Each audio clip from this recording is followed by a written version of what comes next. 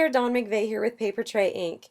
Today I wanted to show you a beautiful technique that will allow you to add a very quilted look to your cards with no sewing at all. The technique is not a difficult one, but the results are absolutely stunning. Okay, so today we're going to talk about a really fun, simple way to create a quilted look on your cards without any sewing whatsoever. So to get started, I've got some pattern papers here. I've chosen 4 different patterns. This particular one is from the Simple Valentine collection, and then the other 3 are various patterns from the pattern packs. I've got some Raspberry Fizz, Simply Chartreuse, and Hawaiian Shores here. To start out, you're generally going to want 3 squares of each. If you follow this exact pattern, you're going to want 3 squares of each color or pattern, and you want each of them to be 1.5 inches squared, so 1.5 by 1.5. And when we get all done, you'll see you're going to end up needing 2 extra squares from 2 of the patterns. So to start off, I am going to use, I'm just going to use regular adhesive on this, just regular tape runner. But before we adhere anything down, I'm going to start laying out what I want my pattern to look like on the card. That way you get an eye for where everything needs to go first, and then you can glue it all down. So to start off, I'm going to create a diagonal line right down the front of my card. I am lining these squares up this way so that I have a lot of color on the card, a lot of different pattern, but I still want some pops of bright white. Laying them out in rows like this allows for a little bit of white and more color. If you turn them diagonally and have them sort of lined up point to point, you're going to end up with more white on your card and less color. So this part is totally up to you. You can do it however you would like, but I wanted lots of pattern on the card, so I'm going to do it this way.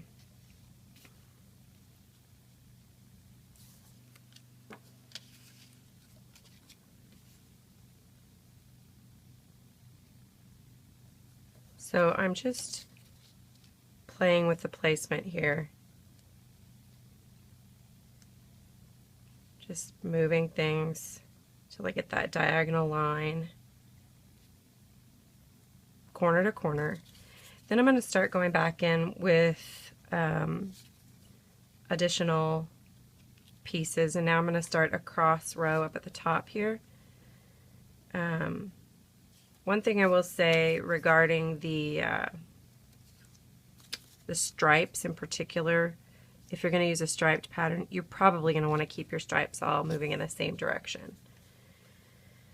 I'm going to stop that row there, and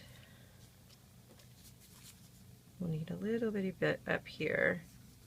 And I'm going to start another cross row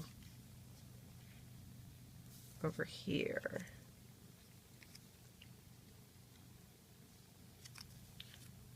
And another one down here. And again, you want to kind of keep your patterns so that 2 of the same aren't right next to each other. That's the goal anyway.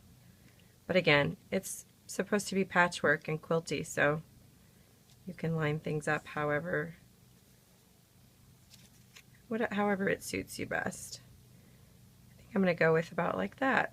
So now that I know generally how I want things to be laid out, I'm going to start right back up in that corner, and I'm going to go ahead and put some adhesive on the back of that square and adhere it right in the corner. Now it's just a matter of filling in all the other pieces, and this part is really easy because once the first one is placed, you're just going to butt all the other ones right next to each other, so edge to edge. And again, if you start down that straight line first, that first big row, it makes it really easy to get everything positioned.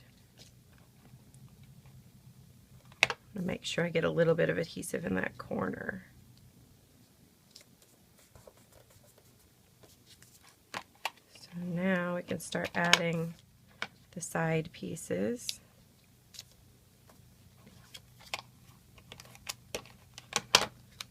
You can see how fast this goes once you get your pattern worked out. I find that it's easier sometimes once you're just doing small corners here, rather than put adhesive on the back of the paper and try and guess what part is. I don't like adhesive hanging off, so it's a little bit easier to put the adhesive right directly on the cardstock in those cases. Like right here, I'm just going to have a little snippet of green on that corner. So if I just put a little snippet of adhesive right on the cardstock, and make sure I keep the adhesive right where I want it to be. That's just a tiny bit here.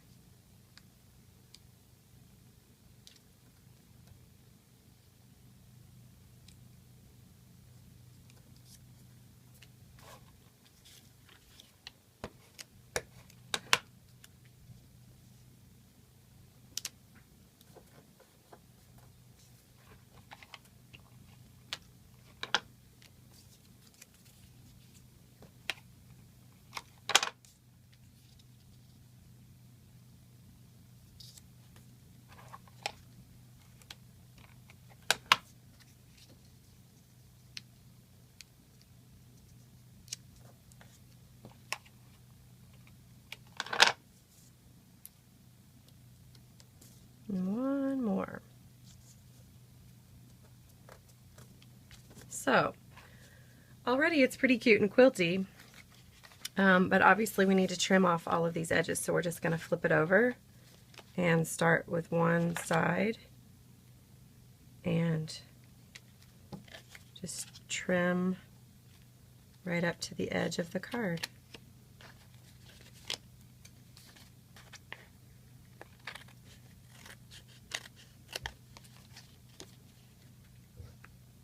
I'm going to do this all the way around, and I'll be right back with you. Okay, so I've trimmed all the pieces off. All of the edges are nice and trim, and now I'm simply going to use the cover plate twist die. I'm going to position it toward so it's facing the front of the card. So the card is going to go face into the cutting plate. And then I'm going to use the tan and vanilla rubber mats that Paper Tray sells, and I'm going to run this through my die cutting machine as though I was using an impression plate.